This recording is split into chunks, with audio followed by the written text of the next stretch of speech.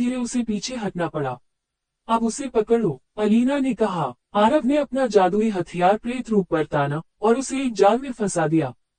प्रेत रूप चीखते हुए हवा में धुआं बनकर उड़ गया और एक बार फिर हार माननी पड़ी। लड़ाई के बाद हवेली में कुछ देर की सन्नाटा छा गया। आरव और अलीना दोनों थके हुए थे, लेकिन उनके चेहरे पर जीत की चमक थी। रहमान बाबा ने जो पुरानी किताब दी थी, वह अब और भी महत्वपूर्ण लगने लगी। आरव ने किताब खोली तो देखा कि उसमें एक गुप्त पन्ना था, जो केवल जादू के मंत्र से ही खुलता था। अलीना ने मंत्र पढ़ा और पन्ना धीरे धीरे खुलने लगा। उसमें लिखा था, सलामत जिन को हमेशा के लिए बंद करने के लिए 3 शक्तिशाली वस्तुओं का होना जरूरी है। 1. अमृत धूप, जो उसकी ऊर्जा को खत्म कर दे। 2. रक्तिम तलवार, जो उसके शरीर को नष्ट कर सके। 3. अंतिम ताबीज, जो उसकी आत्मा को बंद कर सके। आरव ने पूछा, क्या ये वस्तुएं हमारे पास हैं? रहमान बाबा ने गंभीर स्वर में कहा, कुछ तो हवेली में छुपी है, कुछ अभी भी खोजने बाकी है। तुम्हें जल्द ही इनकी तलाश करनी होगी। आरव, अलीना और रहमान बाबा ने मिलकर योजना बनाई कि वे सबसे पहले हवेली के बाहर के जंगल की गहराई में छुपी अमृत धूप की खोज करेंगे। जंगल घना और भयावह था। पेड़ों की छांव में अजीब सी आवाजें गूंज रही थी।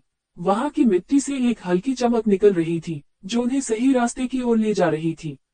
रास्ते में उन्हें भटकाने के लिए जाल बिछाए गए थे, मगर रहमान बाबा के ज्ञान और अलीना के साहस की मदद से वे उनसे बचते गए।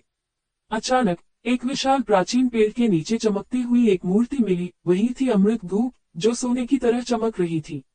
जैसे ही आरव ने उसे छुआ, उसे अंदर से एक ठंडी ऊर्जा महसूस हुई, जो उसके अंदर की ताकत को बढ़ा रही थी।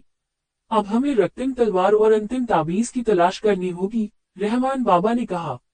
जंगल से वापस लौटते हुए आरव, अलीना और रहमान बाबा ने रक्तिम तलवार की खोज शुरू की, जो कहा जाता था कि वह हवेली के पुराने किले के नीचे कहीं छुपी हुई है।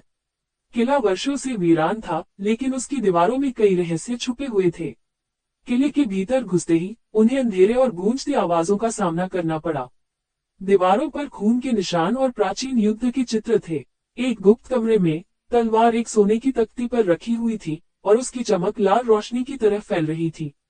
आरव ने तलवार को उठाया तो उसकी हथेली में जैसे बिजली दौड़ गई।